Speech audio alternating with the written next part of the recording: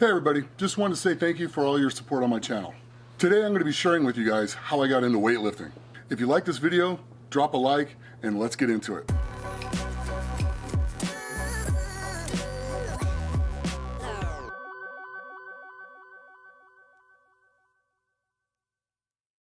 I got into weightlifting when I was 14 years old because I wanted to play football, and I was a defensive lineman at about 130 pounds my sophomore year of high school, and I was probably like 5'3", 5'4", and I was aggressive. I really got after it as a football player, and I was just too small.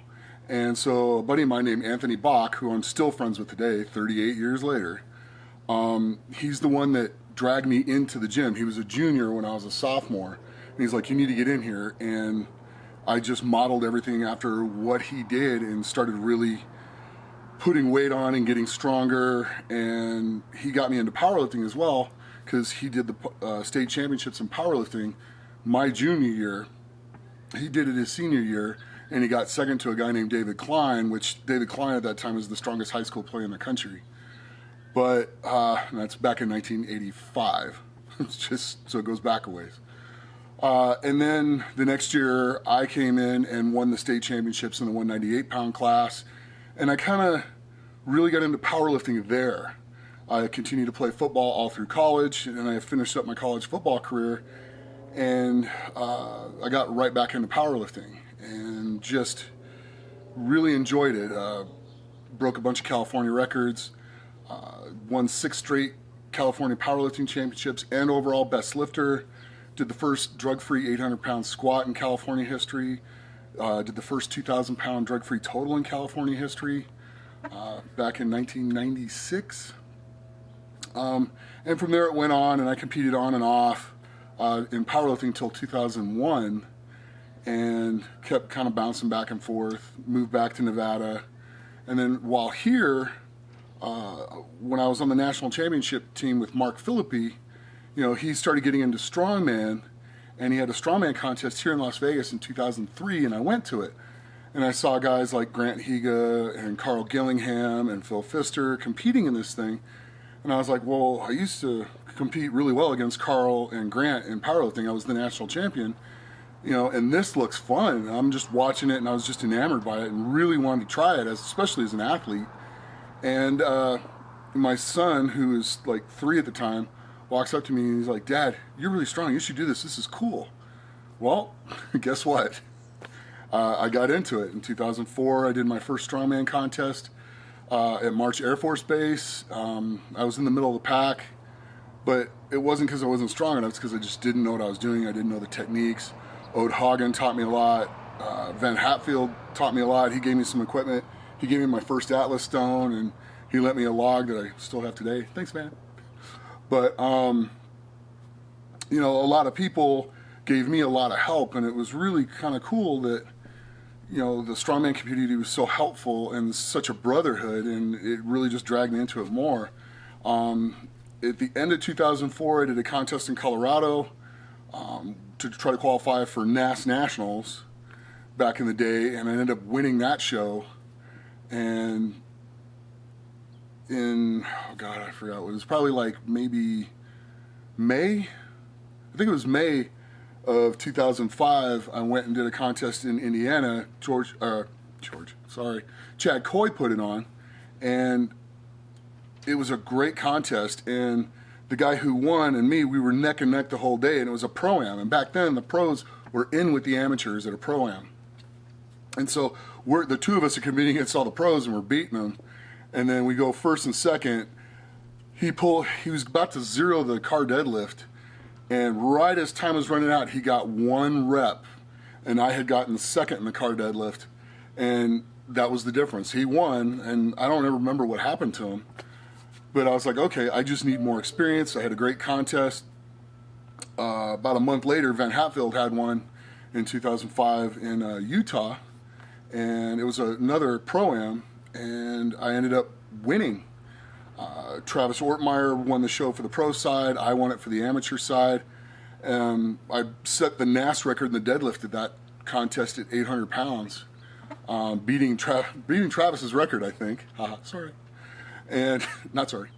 And And he was like teasing me back then, but I still had that narrow deadlift stance. I pulled it.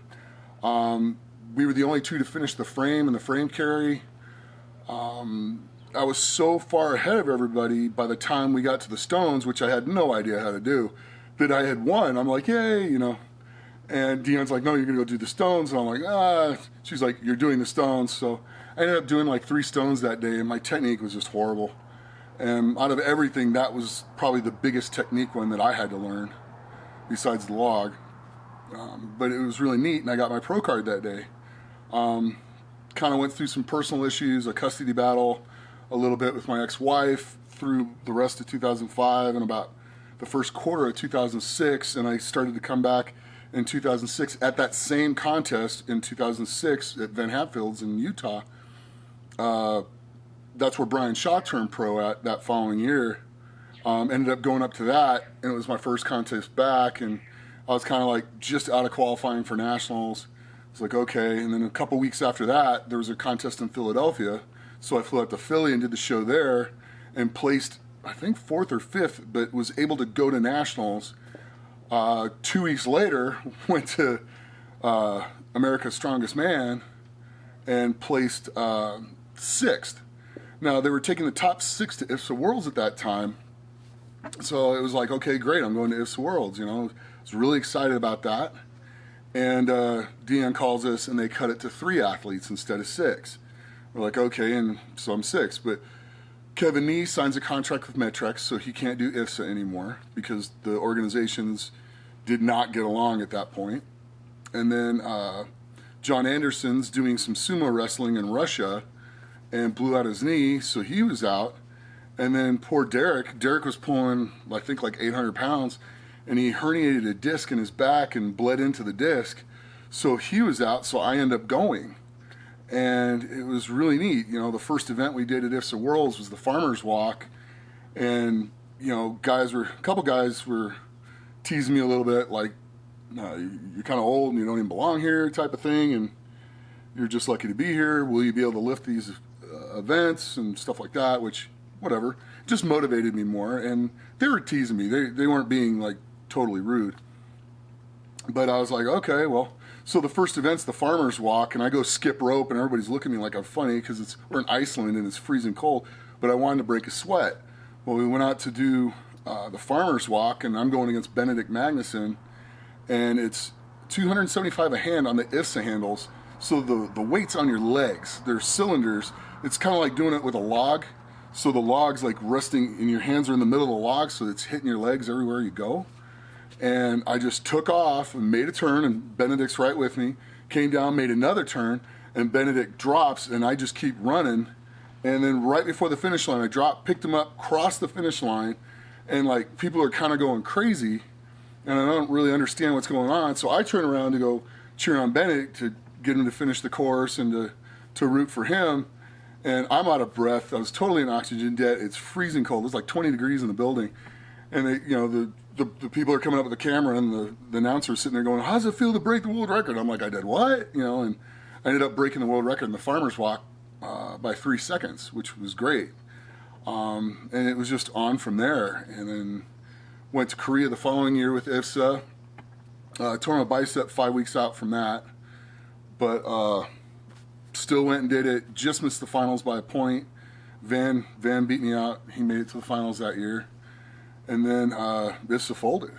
The Korean promoter split with the money to get, he got us all there and got us all home and got the equipment there. But to pay us or to do anything, he just disappeared. And then IFSA folded.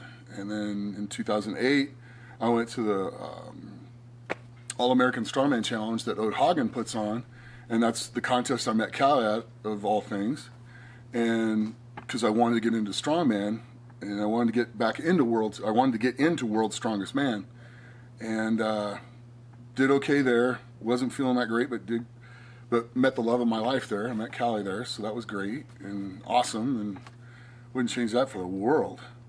In 2010, made it to World's Strongest Man the first time, and now I've been there 9 times, and probably not supposed to tell you guys this, but I just got an email asking me to be an alternate. So I'm now officially getting ready to go to Florida in 4 weeks. So anyway, I was dragging on. That's how I got into it. That's kind of like a quick review of some of the things I've done and how the road has taken me places. So enjoy. That's got to wrap it up for how I got into weightlifting, powerlifting, and strongman. If you want to see more videos like this, make sure you leave a like. As always, train hard, train smart, and be the best you can be.